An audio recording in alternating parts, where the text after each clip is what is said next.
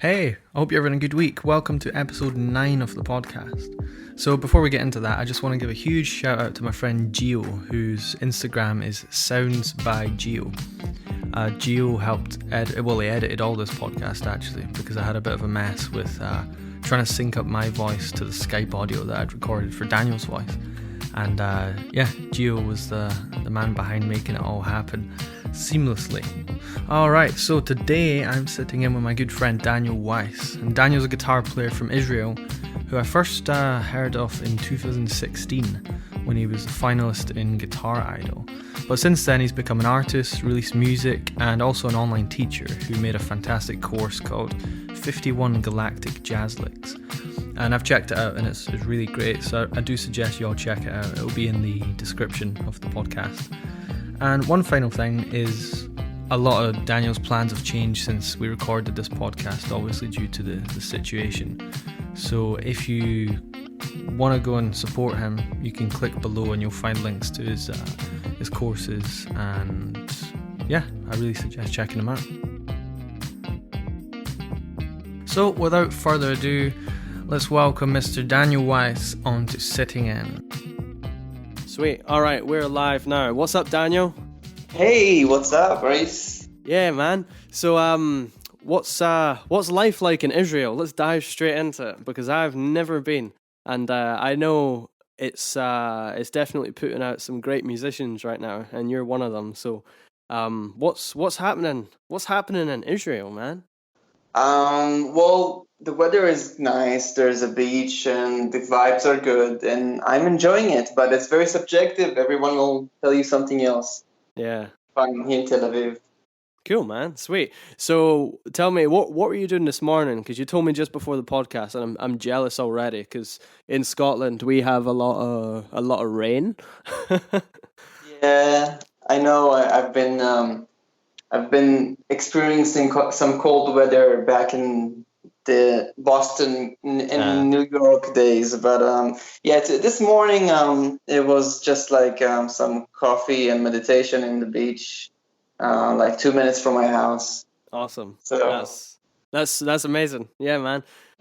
Yeah, we actually do have a beach quite close to Edinburgh, but it's not it's not warm at all. That certainly makes a difference when you're sitting by the coast.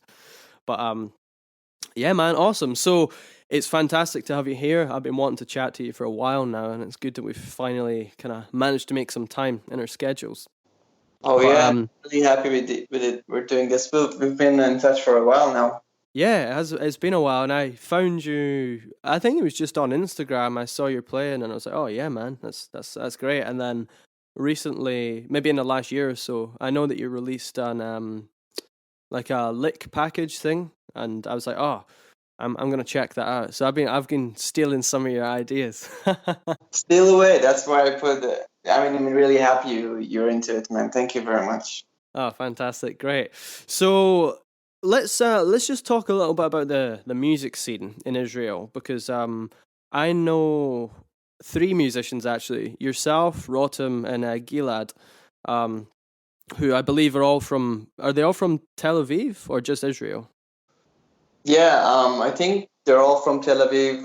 Gilad hasn't been living in Israel for like more than a decade, but I think he was from Tel Aviv. I'm not sure. Right. But yeah, it's a very small country, so we're all kind of like from the same city. Yeah, so tell me a bit about that. What's the music scene like in Tel Aviv? Well, there's no really music scene per se, as felt as in New York or so, but there are is a big bunch of like really, really talented people, and I think it's kind of like anywhere in the world, but here it's a smaller country, so if someone is gonna actually go and invest himself into jazz, usually people kind of rise to the top. Nice. Sorry, I thought I lost you there for a second, but we're still here. But yeah, no, that's cool. So would you say that like Tel Aviv's somewhere you'd like to settle for the foreseeable future? Because I know you spent a large time or a large sort of chunk of time in Boston.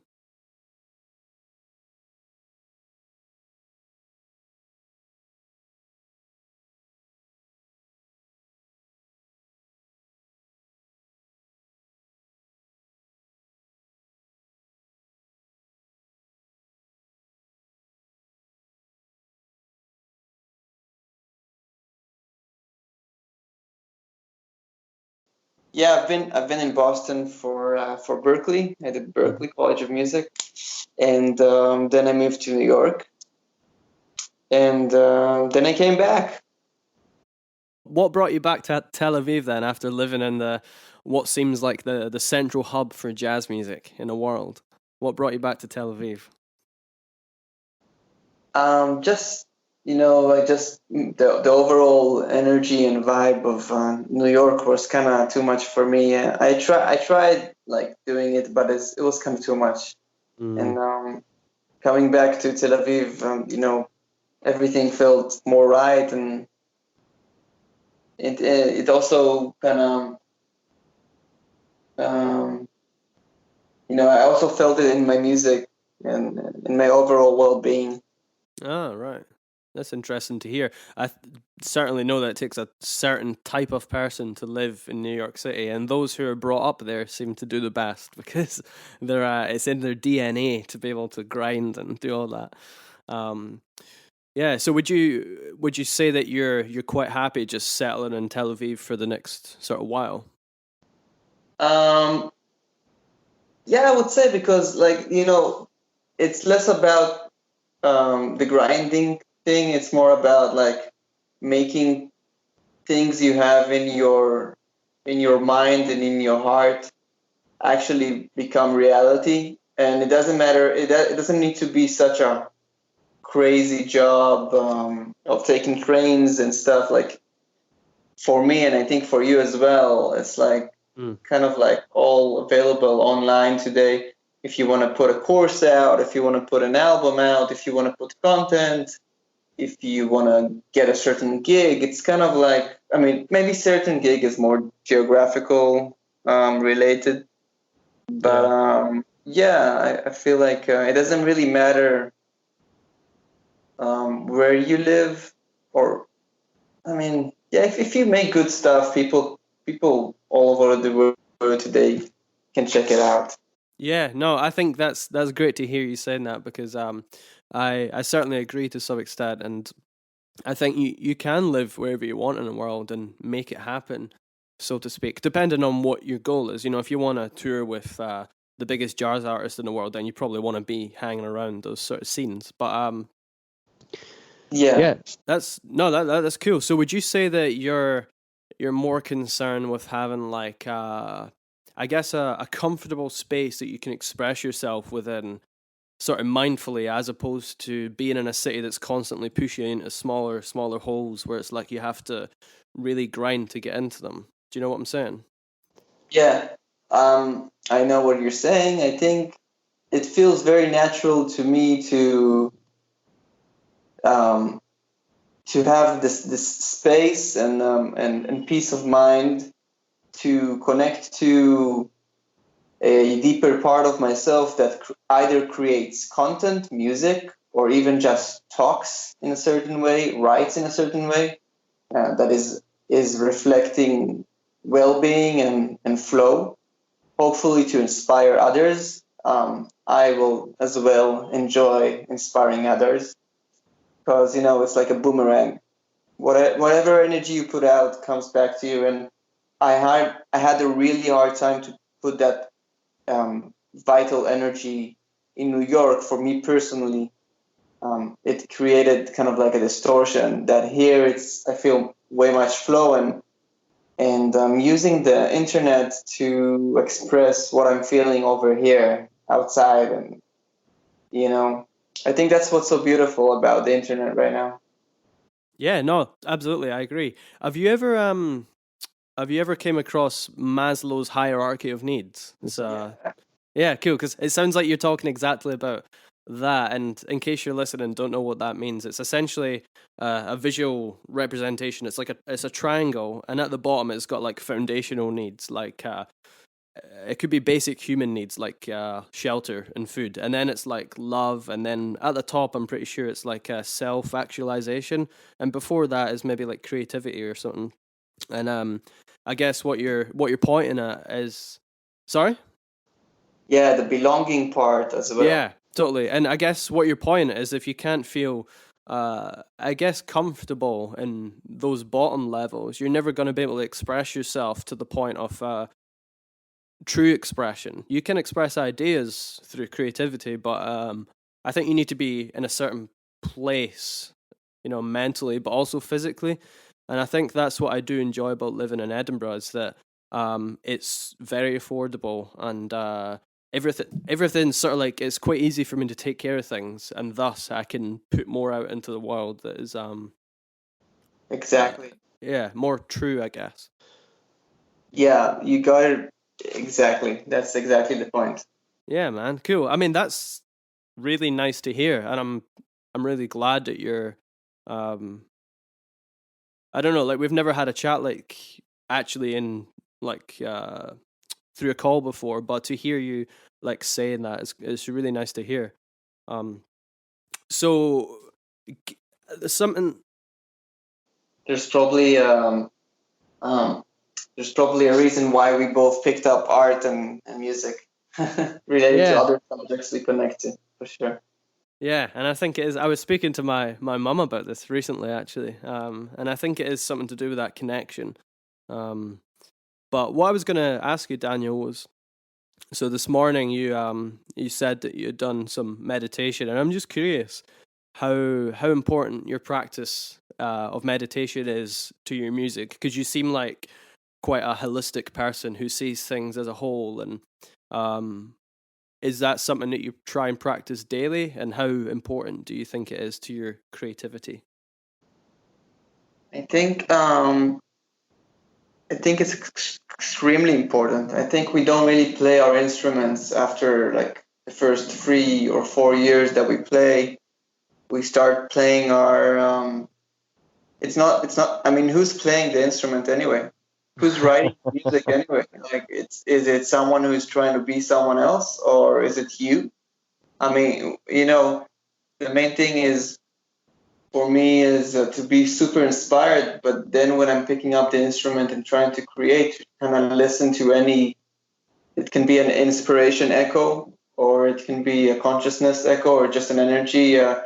It can be something I'm creating to compromise, not to compromise, to maybe heal a certain part. I mean, there's so many parts of it. So I'm not some meditation expert or something, but I am aware of. I mean, I think most of us are. I don't know.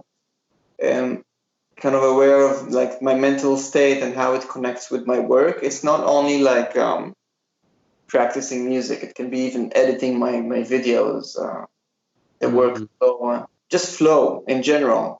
To feel flow, whenever, like, even when we're talking right now, for me, it's kind of the same as if we were playing, or it. You know what I'm saying?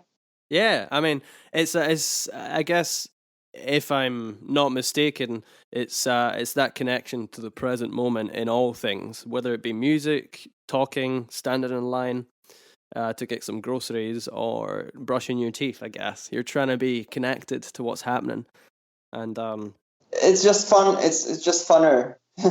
Well, yeah, I mean, a lot of people go through life, and it's almost like they don't realize it, but the river is just pulling them down the stream, and they're just accepting that this is what happens.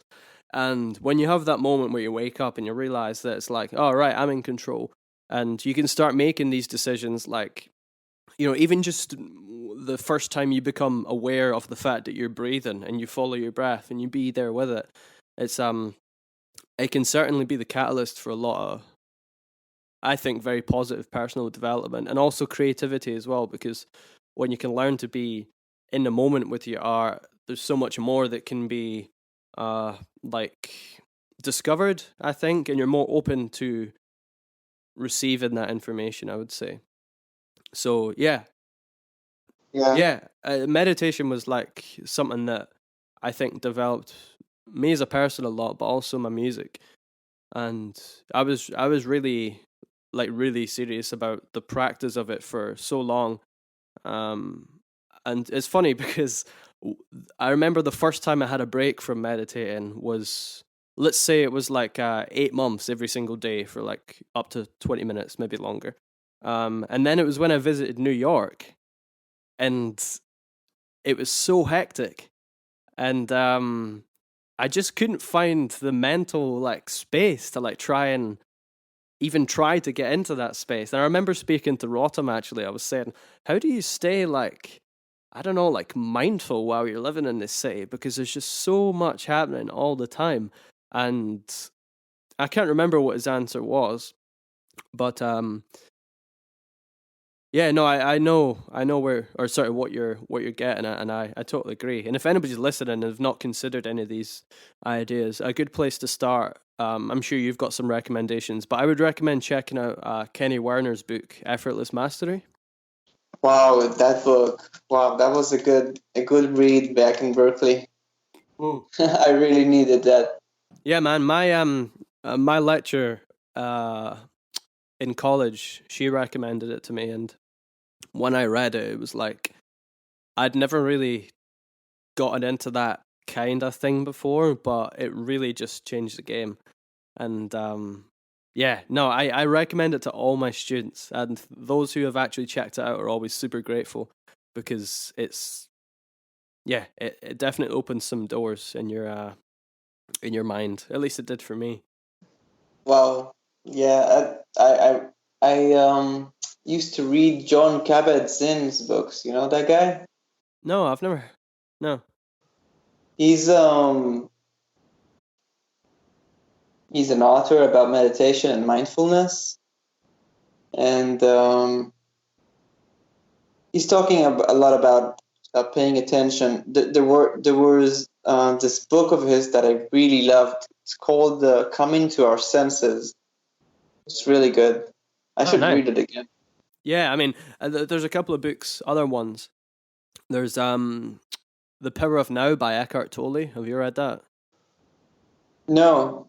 Oh, that's fantastic. Yeah. Yeah. I really enjoyed that. And then, are you familiar with Ram Dass's teachings? No.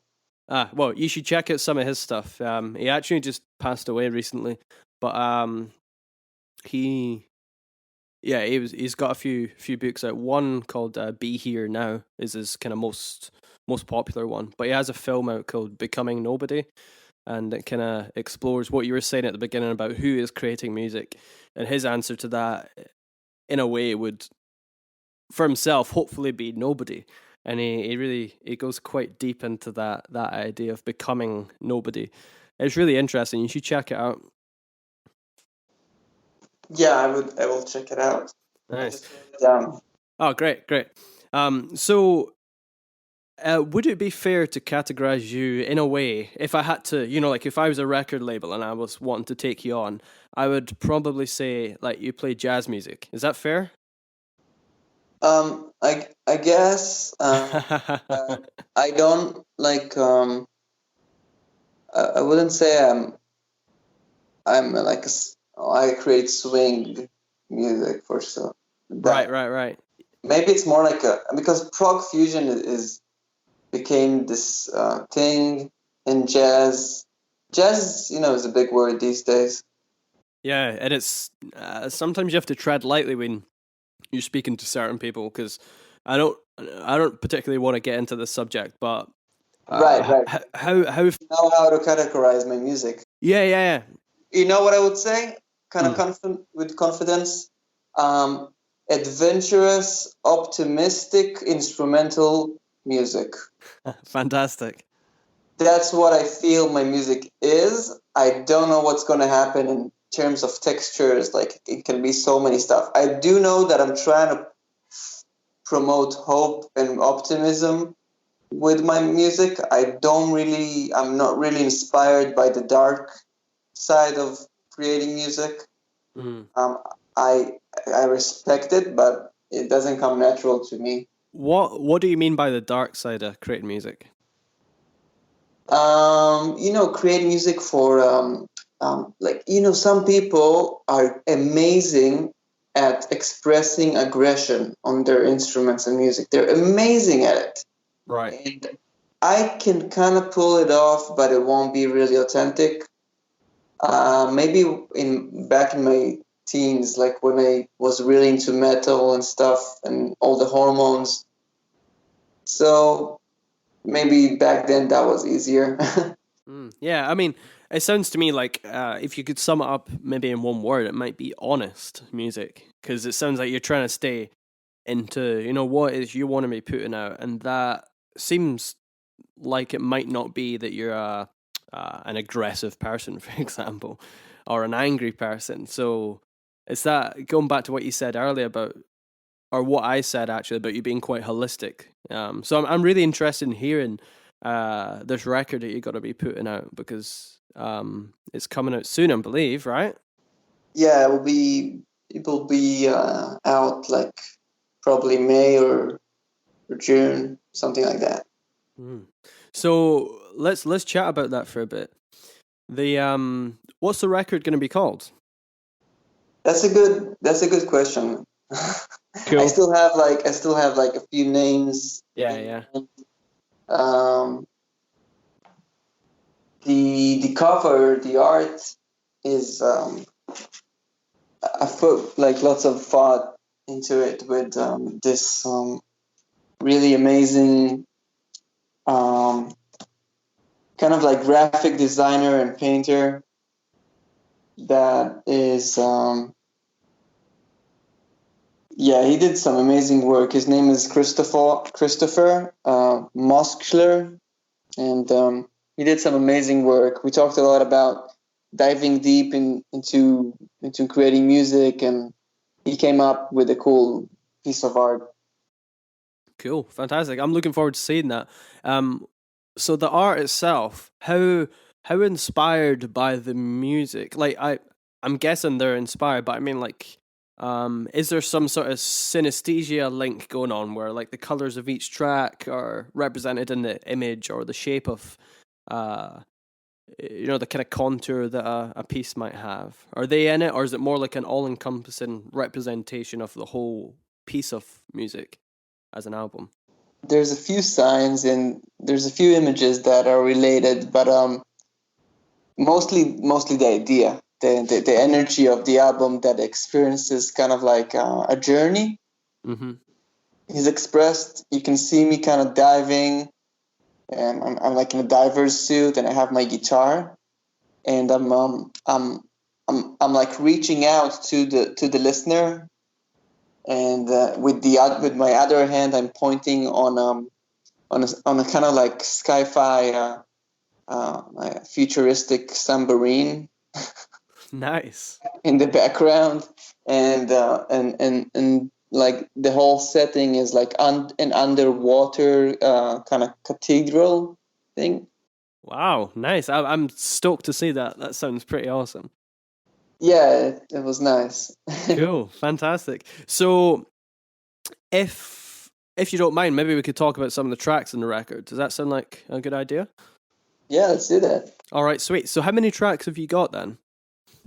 7 tracks. 7. All right. So, is there an order for those tracks already? Yeah, kind of. All right. Cool. Hopefully. All right. Why don't you just tell me the name of one of the tracks? And in fact, tell me the name of 3 tracks, and I'll choose one that we can maybe talk about based on the sound that I like of the name. So we have Land of the Dreamers. Cool. There's K4Y, which means kicks for Yaniv, because it's how we kind of... Yaniv is the piano player and also co-composer of some of the tracks. Right. So it started with some kicks. And there's a tune called Dance Mode. And there's a tune called Earth. And the finishing track is called Back Home. There's another one titled Mass. And I'm not even sure if all of those names are the final names. But yeah.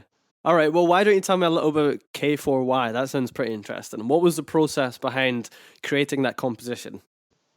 Oh, wow. That's actually the more... well, most of the album is very melodic and like... you have some actual long notes. And K4Y was the place to completely not do that. Like it's a very modern... I guess it is modern jazz, and there's a lot of notes happening. And cool. even some polyrhythms. So that was more, I guess, kind of like more like creating things from a very, I guess there's some logic going on in there.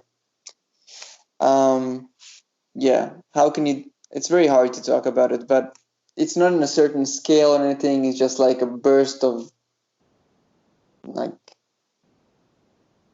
Would you say it's more rhythmic then? Yeah, for sure. It's rhythmic and yeah. Nice. Maybe I'll send you a sample of it and you can put it in this. That's a great idea. That's a great idea. What about the tune Earth? Where did that come from? I started composing Earth like really long time ago, and I wanted to kind of have the feeling of an earthy feeling to the tune, that like there's melodies and there's different parts and kind of get that feeling. And I started it off, and I never completed it. And Yaniv Taubenhaus, by the way, he's a great friend of Rotem also. Cool. He really helped me to complete this piece. Sweet. And can you tell me a bit about maybe the maybe if we can get into some of the harmonic content inside it that helps create the kind of vibe that we were looking for, or was it more just like based upon melodies that kind of interweave with each other and support? Yeah, it's a combination. It's a combination of intuition, I guess. All the album is totally something that was written with a sense of flow. Like there was never something that, I mean, most of the pieces were kind of the you know, just picking up the instrument and kind of going with the ideas. Like me and Yaniv, he's in New York and I'm over here in Tel Aviv. We shared lots of ideas, and our main rule was that we never get stuck over anything. Like if it's always any idea is always a good idea. That was kind of the attitude we had to the composition process. Cool. And so how did that collaboration work then if he was in New York and you were in Tel Aviv? I would say WhatsApping each other just through WhatsApp. Like let's say I would have this song, so I would open the camera of my phone and I would play him the song, and then I would say, you know, I feel this is great, but I'm really looking for something like that in the middle of the tune, or what do you think? And then he would send me something. He would say sometimes he would just improvise, like, maybe something like this, and I was, okay, cool, can you give me another option? And then he would send me another idea, and then I would like, nice. So I would transcribe it and maybe kind of sketch it out in Logic and send him the sketch of our two ideas matched. Cool. And then he would kind of expand on it, and then we would keep doing that for a few songs. And when we felt the song is ready, I would just write the notation to all of the song. Mm-hmm. And we got 7 of these done. And then he came to visit. I was like, listen, when you're coming here, we're going to take a day, like 14 hours in the studio that I know. We went there for 14 hours, like. Wow. And we recorded the whole thing. We did like 2 or 3 takes for each track, 7 tracks. Cool. With a full band, like a drummer, amazing drummer, Yogev Gabay and Sharon Petrover, 2 drummers. Mm-hmm. And bass player is Lior Ozeri. He's also in my project, Square to Check, our project. It's like a band, progressive band. Cool. And Omri Abramov, sax player from Berlin. And they all kind of, you know, I gave them the freedom to kind of change change interpretations of melodies and stuff, but mostly everything was composed, and some space for improvisations. Cool, nice. And so that took one 14-hour session, correct? Yeah. All right. How much coffee was consumed? I remember, I guess like 7 cups. Yeah. Like as the number of tracks, you know? Yeah. That's pretty hardcore, like a 14-hour session. Man, I get tired after like a day, like 6-8 hours in a studio, and I'm done. Yeah, I mean, I was super pumped about it. So, it depends. Like, you won't believe like what we can do. Yeah. It's about that energy and everybody being enthusiastic.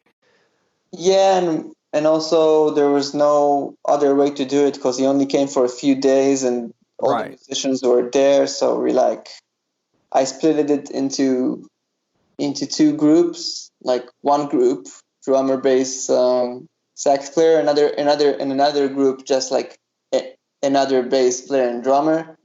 And the cameraman, actually, he worked more than any of us. Yeah. He had to have his camera and running in between cameras for 14 hours. Damn. I think he worked harder than the musicians. Amazing. I have everything. I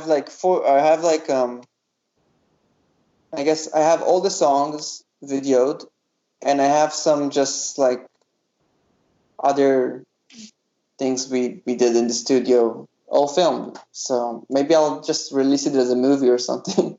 Yeah, man, that's pretty inspirational. Like, really great job on that. It's not easy, and I know like even being a band leader is like stressful enough. So, how did you find? Obviously, you're not going to talk about if there were any specific mishaps, but how did you find it being a?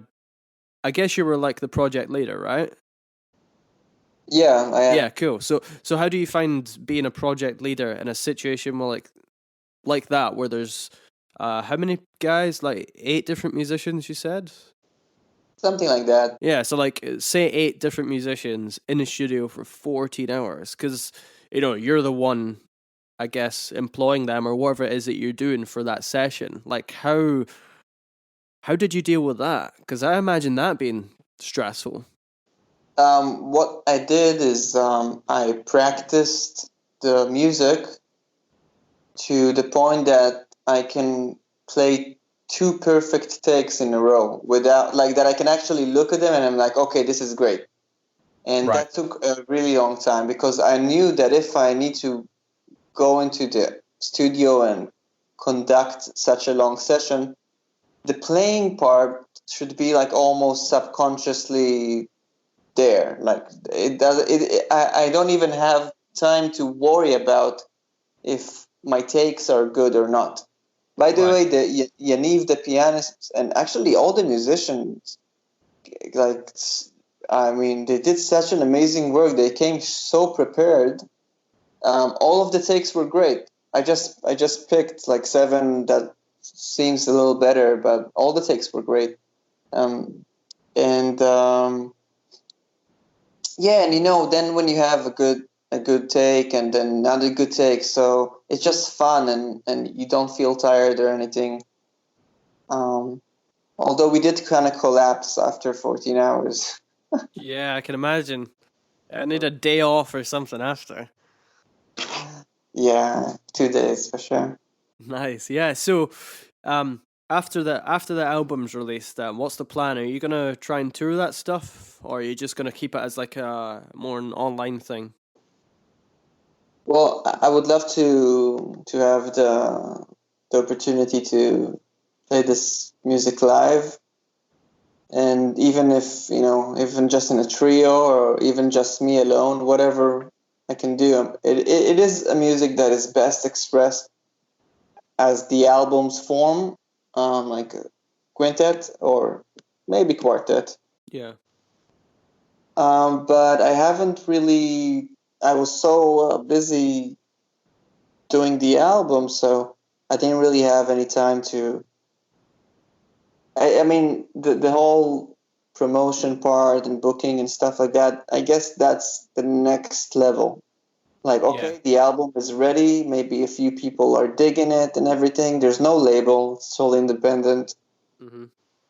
I'll have to either educate myself on this or I'll have to hire someone. I'm still seeing like the budget and all that stuff. Yeah. No, absolutely, man. It's one thing creating the art, but then finding a way to get it in front of people's faces is like that's the work, I guess. Yeah, it should actually, you should, I would say, like, it's more important, like, than the creation of anything, like, to promote it and to reach people. It depends on, if you're creating just for yourself, that's, or for your friends, that's okay, but I'm definitely trying to reach as many people as I can.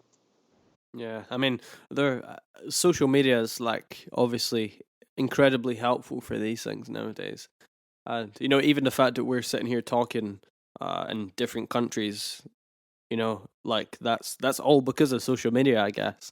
And I'm, by the way, really curious to hear your input about how you grow your Instagram and.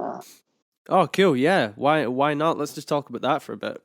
Um, I'll try and keep it brief because there's probably some more intricate details that would take more time, but maybe I should just start at the beginning and explain, I guess, yeah? Um, so, from a young age, like when we started using social media, I can't remember what age, probably around the same age as whenever you started, maybe like 13, maybe a bit younger, right? No, well, I just started like a few years ago. Oh, right. I'm 32.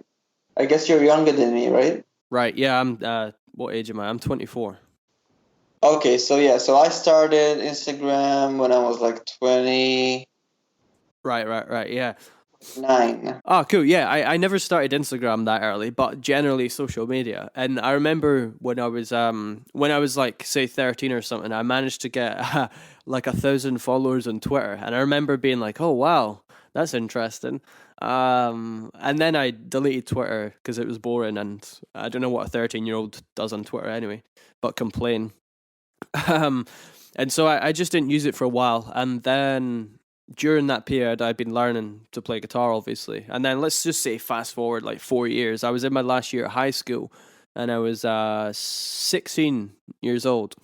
And I remember I was doing the song Crazy Train. Ozzy Osbourne. Da, da, da, da, da, da, da. Yeah. So I was doing that for an exam. And I don't know why, but my friend had his phone. He was like, "Oh, we should make a video and put it on YouTube." And so I was like, yeah, cool. I'd never done that before. So I recorded a video of me playing the solo, and I put it on YouTube, and I never got many views at all. But then I continued to do that because I enjoyed it. I enjoyed the process of like recording and like putting it out. And so I started using YouTube, and that never took off at all. But I wasn't aiming for that, I was just having fun. And then eventually, Instagram comes along, and I started using that maybe about 4 years ago. Yeah, maybe about maybe even 5 years ago. And but at the start, it was just like nonsense, like selfies and all that crap when you're drunk and young. And then I remember they started to allow you to put videos up, and I was like, "Oh, that's interesting." So I just put up like 15-second guitar lick because you could only do 15 seconds at the time. And then eventually I remember I got like 100 views, not even 100 likes, like 100 views on something. I was like, whoa, that's cool. Because I'd had that on YouTube, but I didn't ever have that on, I don't know, somewhere else.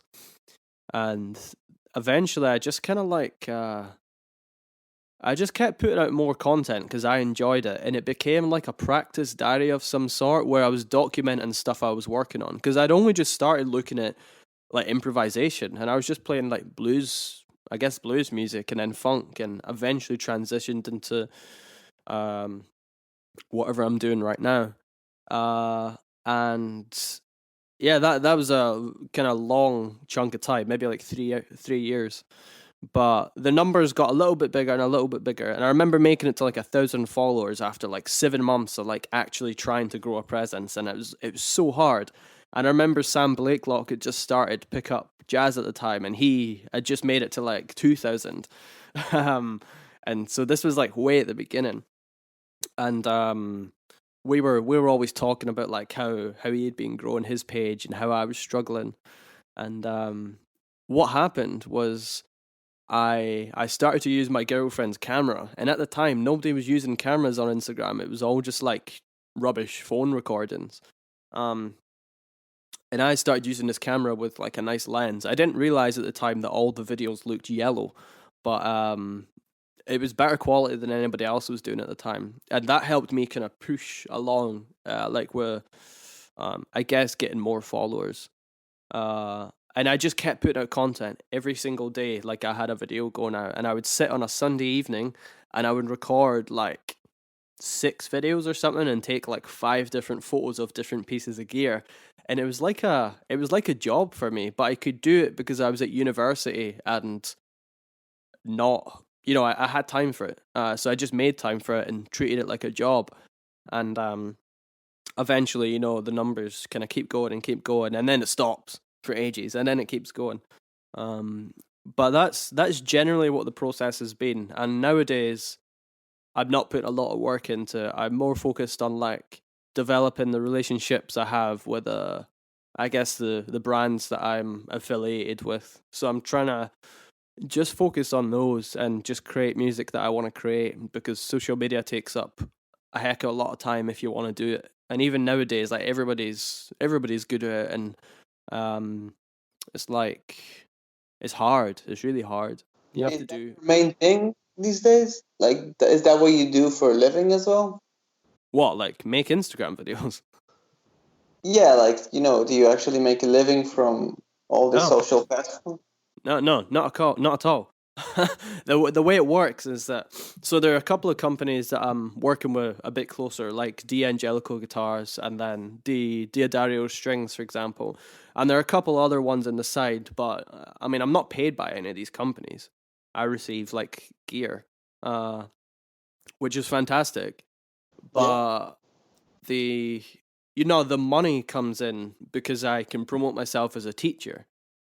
And so I have students all over the world that I teach, sometimes weekly and sometimes bi-weekly, through Skype. So I've definitely earned a fair bit of money because of Instagram, but not through Instagram. I'm not. I've done like a few paid promotions for people, but it's it's not making me money like every day. It's like, think about the conversion rate of how many people ask for students and then how many people take lessons. But if you get one conversion who takes lessons for a year, think about the return on investment. It's pretty high, really. The whole return of investment is something that I'm really looking at as well, because I'm trying to reach lots of people with my course, and I've been kind of studying this. Like I didn't do any promotion or anything. I just really wanted to have a course because people like were asking me for licks.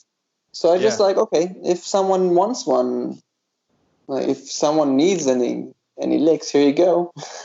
and people are into it. So I'm seeing the opportunity to have more freedom, like of choice with what I want to do, what kind of gigs I want to do. If you can actually, if I learn how to brand myself and create a bigger following. Yeah, I think it's certainly difficult nowadays. Like I could not get to like the numbers that I have, at least for followers, but you have to bear in mind that followers don't really mean that much. It's the actual engagement. And if you look at my engagement right now, my engagement is honestly pretty terrible. It used to be fantastic. Like I used to get a lot of engagement, But nowadays it's not, and that's fine. I don't mind. Yeah, I mean, But you have like your 500 or 2,000 or whatever number true yeah, fan. So yeah, that's totally. enough. Yeah, but don't get kind of bogged down in the numbers too much. Just I think you should just keep doing what you're doing, but just keep doing it. And Yeah, for sure. there are certain things you can do to get in front of people's faces, and I managed to get to. I actually got to like 50k followers. Now it's gone down, but I done that without paying a penny on advertising. And that was using hashtags or just like posting a lot? I mean, it was neither one or the other. They were fine for like supplementing, but it was more that I was just creating content consistently, but also content that maybe people wanted to see at that time. But nowadays, I don't play the same music that I used to play. Like, it's changed a lot, basically. I mean, it's still me, but the kind of backdrop of it is a completely different color from what it used to be, for example, that people enjoyed. And that's why people aren't engaging with me as much, because the sound is a bit more niche. But it's still not super niche. You know, it's like there's an audience. Yeah. But yeah, I mean, nowadays, like I would consider myself like more out of touch with it than I was, because I think it was easier to grow a page when I had just started, because not that many people were doing it. So nowadays it's so saturated. It's like trying to start a YouTube page in 2020. You can do it, absolutely, but it needs to be the best thing out there. But once upon a time, starting YouTube in 2009, for example, it's way easier because the fields, like, not everybody's doing it. Yeah. But yeah, I can't give you any specific advice other than like put stuff out that people want and provide value to them. But you're doing that already, so Yeah. I mean, there are certainly intricate things you could look at, like targeted ads and all that kind of stuff. But then we're talking about proper marketing, and I think that would be another chat. Yeah, that would be another chat for sure. Yeah, but I think the social media thing's great. It's fun, but it can't be all you do. So no, that's not all I do, you know.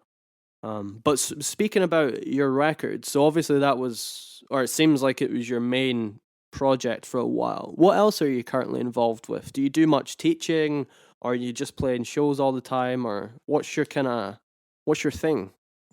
Yeah, I'm doing some functional gigs, you would call it. Yep. Playing in this musical called Mamma Mia. It's kind of like all over the world, but I'm doing it only here in Tel Aviv. Yeah. And it's a Broadway kind of ABBA show. It's fun music, and I'm also in doing lots of teaching online. Skype and the Instagram video works as well. Nice. And recordings, all that kind of session work. And what else? I have my band Square to Check. That's it's like Prog. I don't know if you checked it out. I did check it out a while ago, but I've not checked it recently. Yeah, so that's basically it. Sweet, nice. And so, Square to Check, are you guys all based in Tel Aviv then? Yeah, we're cool. Nice. So if I come to Tel Aviv, I need to make sure that you're playing a show so I can come and see you then, right? Yeah, of course, man. If you come to Tel Aviv, we can hang. Yeah, man. Oh, great. I would love to. But yeah, let's just kind of finish off with one last thing. So the first time I did actually hear of you, I think it was because you can correct me if I'm wrong here, but Tom Quayle and something to do with Guitar Idol. Like, was he maybe a judge or? That's how you heard about me from Tom? No, not directly, but like maybe it was on a YouTube thing or a comment, or I can't even remember. But I have an image in my head of Tom Quayle saying something about you. Yeah, we did. I was at the 2016 Guitar Idol competition. Cool. It's actually a funny story. Like I didn't even know that I'm going there. That I reached the finals. And they actually called me to say that I wasn't responding to to the emails. All right. For some reason, I think it wasn't the right email, or I don't know what happened, and it was really cool because a friend of mine put a video. He said it was like, I signed you up, and I didn't even know about the Guitar Idol thing. Right. So the bass player from my band scored a check, and next thing I know, I'm playing in London in front of like all these amazing guys. It was like Tom Quayle. So probably from there. Wow, cool, nice one, man. So that whole process, 2016, how did that help propel your career? Was there anything, that came from it that you think was, particularly, what am I trying to say? Basically, did you find that competition and being involved with it helped your career? Yeah, it definitely helped. Like I did some videos for Lick Library, and then from there, kind of people followed me and stuff, or checked out the band. And it was also good to just be in touch, with Tom, and I talked with him a little bit about his career, and he gave me some good advice, and he talked to me also about his website and how he creates courses, and that was really inspiring. Cool. So are you sorry, on you go, man. Yeah, so it was definitely good Sweet. setting stone. Good, nice. And you're working on a new course as well, I believe? Yeah, it's coming up. Nice. Can you tell me what that's about?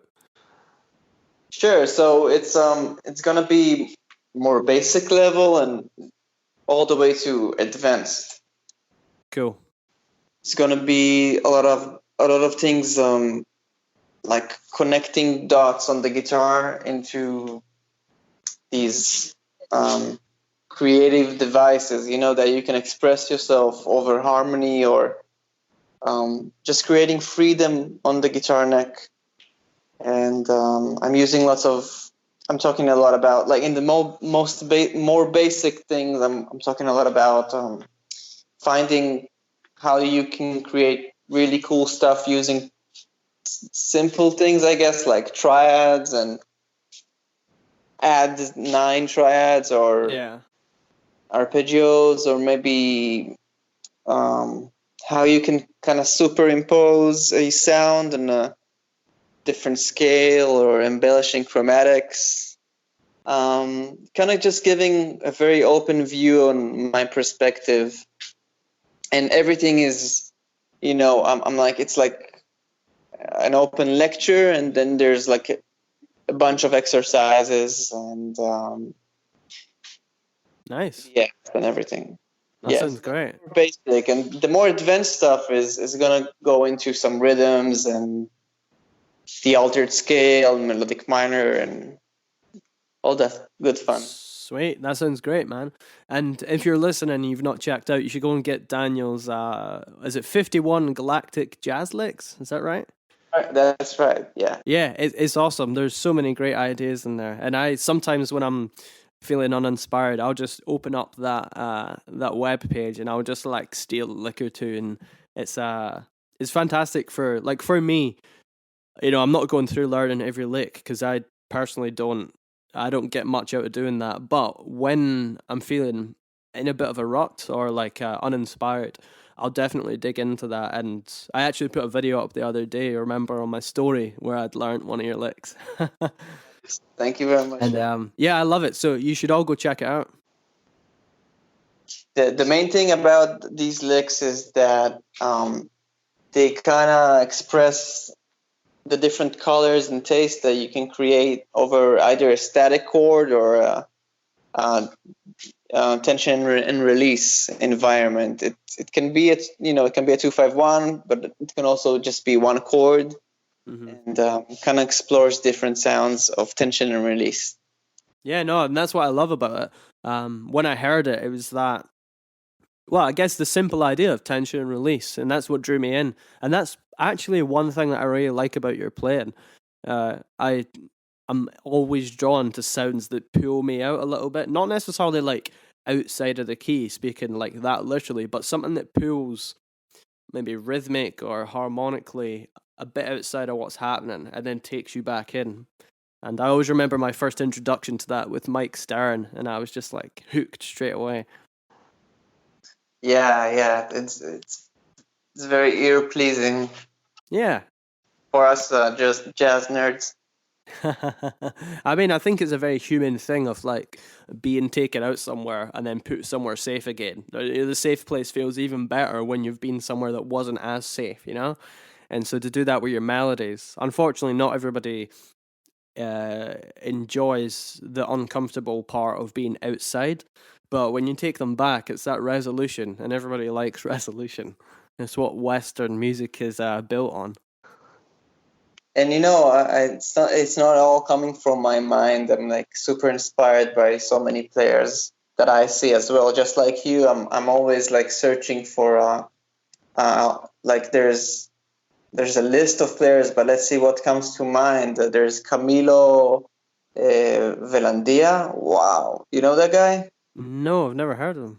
He's really amazing. He's actually the guitar player of Julio Iglesias as well. Oh, cool.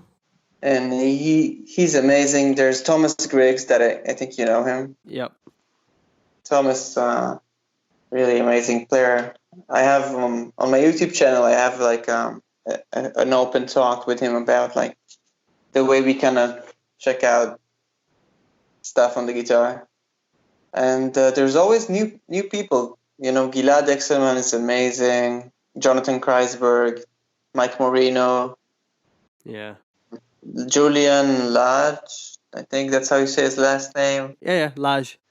Lage and Lagelund, like wow. Yeah. Lagelund? Yeah, I do. I saw him live in summer. It was great. Nice. Yeah, he was playing with the saxophone player Melissa someone. Yeah, Melissa and I we were like in Berkeley together. Oh, awesome. Nice. So she was already back then. She was really amazing. Yeah. Sweet, man. All right. So if we can wrap it up, do you have any words of wisdom to pass on to the listeners, or any advice that you'd give to someone listening who's maybe, creating music? Sorry to put you on the spot. No. Let me see. Well, yeah, I do. Whenever any student comes in, the first thing I'm asking him is, where would you like to be in 5 years from now with whatever brought you to this lesson? Cool. And then he would say something like, I would like to experience more flow in this or this area. Like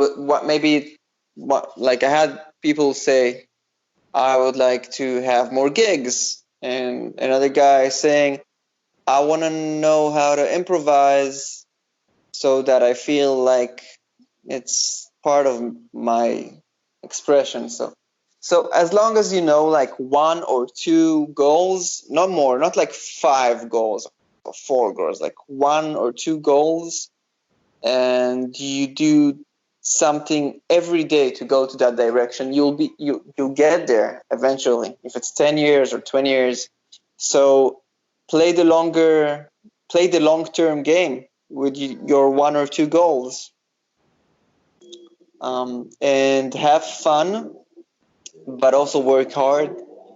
And whatever you do, try and make it an expression of who you are and not who someone else is expecting you to be, you know? Absolutely, man. Finding this truth and one or two goals and just going with that for like 20 years now or something. All right. If you made it this far, congrats. I hope you enjoyed the episode. And please do remember that if you want to support the podcast by getting some merch or supporting Daniel, getting his courses, you can check out the show notes below. All right, stay safe, have fun, and I will see you next week.